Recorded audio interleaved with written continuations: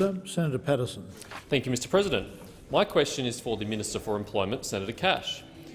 Can the minister update the Senate on recent reports concerning the funding arrangements of registered organisations? The Minister for Employment, Senator Cash. Oh, well, thank you, Mr President, and thank you, Senator Paterson, for the question, and yes, I can. As journalist Simon Benson has reported in The Australian this morning, and I quote, "The nation's largest trade unions have now amassed a political war machine totalling more than $1.5 billion in assets." I'll get there, Senator Cormann. And a combined income stream, colleagues, estimated at $900 million a year. But, Mr President, this is despite their decline in their membership base. So what we've got here is the unions are quite literally amassing billions of dollars, whilst at the same time, paradoxically, their membership base is now doing this. Unions actually now only represent 10% of the private sector workforce, yet they are asset-rich and receive hundreds of millions of dollars in income streams each year.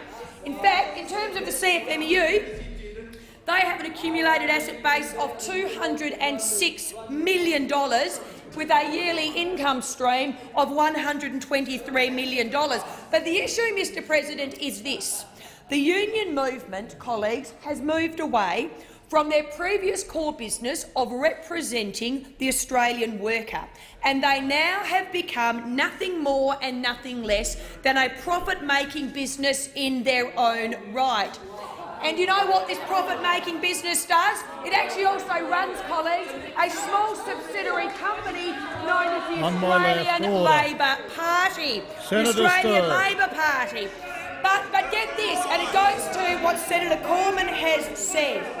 Unions can no longer say they are standing up for the average Australian and actually bemoaning the big corporations that they claim not to actually do anything with, because the unions are now the big end of town. The question has expired. Just order. On my left, Senator Carr. Senators on my left, the noise is unacceptable. Order. Senator Carr. Senator Paterson. Senator Cameron. Senator Paterson, supplementary question. Thank you, Mr President. Minister, I think you've hit a sore point here. Is the minister aware of any concerns that have been raised about these organisations receiving significant funding from superannuation funds? Minister.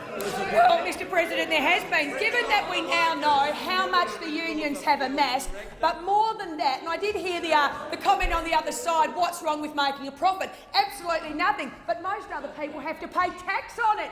Guess what? The unions pay no tax. That's something the Australian people didn't know. Read the comments online, though. They are very interested in why a $1.5 billion asset base and a $900 million revenue stream pays absolutely no tax. But in relation to superannuation funds are there for the benefit of the members, one would think. But unless, of course, you're an industry super fund, because industry super funds over the last 10 years have made $53 million in payments to Labor-aligned unions, who have then given $65 million to the subsidiary company, the Australian Labor Party. That is not representing the interests of your members. The time for answering the question has expired. Senator Paterson, final supplementary question. Thank you, Mr President. Don't worry, colleagues, there is more. What concerns have been raised about the regulation of these organisations? Minister.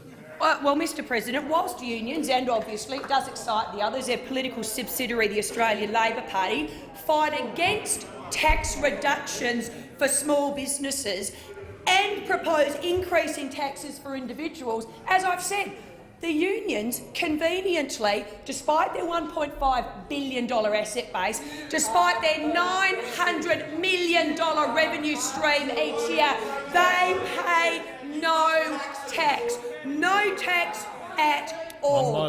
Unions, Mr President, should be using their privileged tax-free position to advocate for their members. Instead, what they now do, the union movement of 2017, when they talk about inequality, colleagues, maybe they're talking about the inequality of not having to pay tax by businesses or having to pay tax by businesses and not having to pay tax when you're a union. That's inequality if ever I've seen it. Thank you.